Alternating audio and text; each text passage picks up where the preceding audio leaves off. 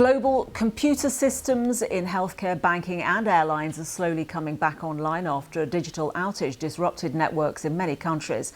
The crisis was caused by a faulty software update which affected Microsoft Windows systems. But it could be some time before all the backlogs are cleared. While some airline devices are beginning to return to normal after thousands of flights were cancelled, operators expect some delays and cancellations to persist through the weekend. Many businesses are now dealing with backlogs and missed orders that could take days to resolve. The global chaos has sparked concern over the vulnerability of the world's interconnected technologies and the extent to which a single software glitch could have such widespread impact. And the UK's National Cybersecurity Centre is warning that scammers could attempt to take advantage of the widespread computer problems. Vinny McAnvey has the latest. A day of worldwide IT chaos thanks to an update meant to protect systems, but which instead paralysed them with this blue screen. Train services and airports were badly affected, with thousands of flights grounded all over the globe, from the UK to Asia and the US. This flight radar data shows US skies emptying out as the outage took hold. Delays and cancellations are expected to persist for several days. Here, medicine deliveries to pharmacies were disrupted, and GPs in England had problems accessing patient records.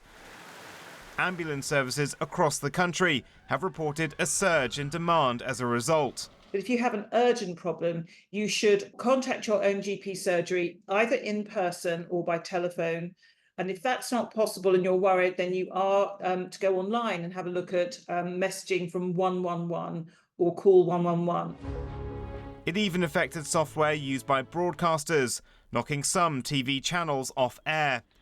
Cafes, restaurants and shops were also left unable to process payments. We've had a lot of problems with the card machine. The cards are not going through. It's just there's no signal.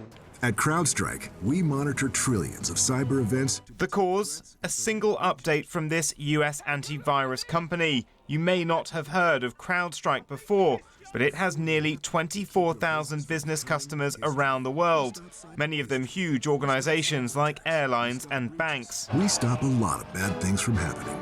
We're deeply sorry for the impact that we've caused to customers, to travelers, to anyone affected by this, including our companies. So we know what the issue is. We're resolving and have resolved the issue now. It's recovering systems that are out there. To be clear, this wasn't a hack or cyber attack, so you don't need to change any passwords. It only affected machines running Microsoft, but every single one will need a manual reboot in safe mode, which is not as simple as turning it off and on again. Microsoft says some people have to do this as many as 15 times. We've been long encouraged to keep our devices' software up to date, but there are now tough questions as to how one faulty update could have brought so much chaos. Vincent McAviney, BBC News. The CEO of the antivirus firm CrowdStrike has apologised for the disruption that was caused, but there are now questions about how a routine update went so wrong. Emma Vardy sent this report from outside the company's headquarters in Texas.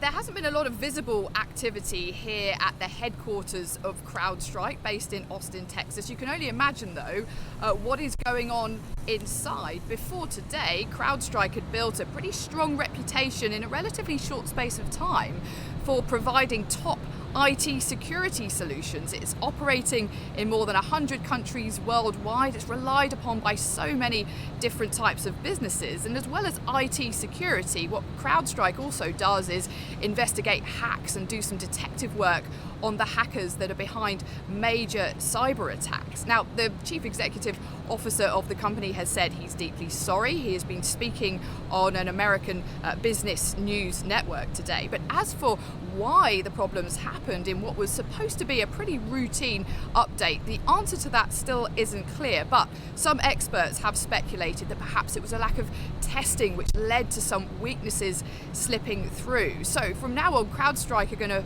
clearly face some credibility problems, their stock price has already fallen, and there are growing questions about why so many different businesses and public services are reliant upon one company behind it all, and there are growing questions too about what repercussions software firms like this should face when flaws cause major disruption.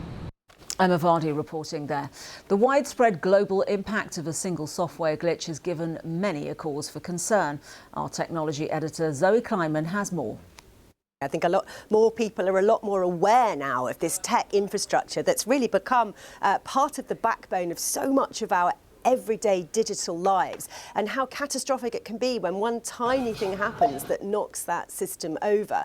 I think the lessons that we're going to look at going forward, number one is resilience, also known as having a plan B. I've had lots of people say to me in the last 24 hours, they're thinking that they might start carrying cash again so that they can pay for stuff in the shops if the payment system goes down. I've seen people around here in the newsroom using more pens and paper than I've seen in quite a while. People sort of mentally thinking, maybe I'll just keep a backup of that important note that I want to remember, just in case when I go back to my computer I've got a blue screen of death and I can't get back into it. I mean, how long that legacy is going to last, I don't know. Something big like this happens and everybody thinks they're going to change their behaviour, and then the following week they've forgotten all about it. We'll have to see. There are also, I think, big questions to be asked of the giants. Microsoft is very clear that it was not at fault here. It was not an update issued by it. But the question is, how did it slip through its safety nets? And there's a dilemma here, because antivirus software, in order to be effective, it's got to be in your machine at a really granular level so that it can find any potential malware that's sneaking about hidden away.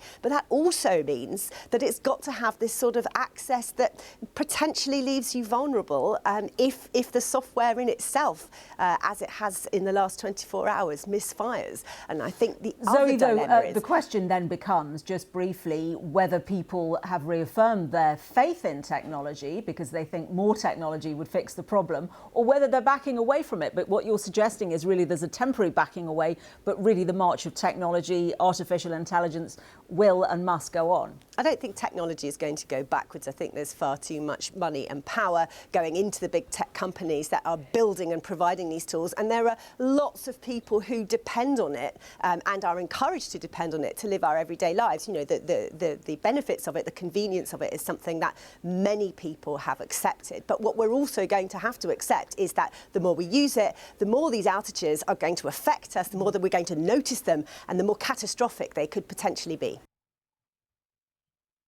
And that was Zoe Kleinman.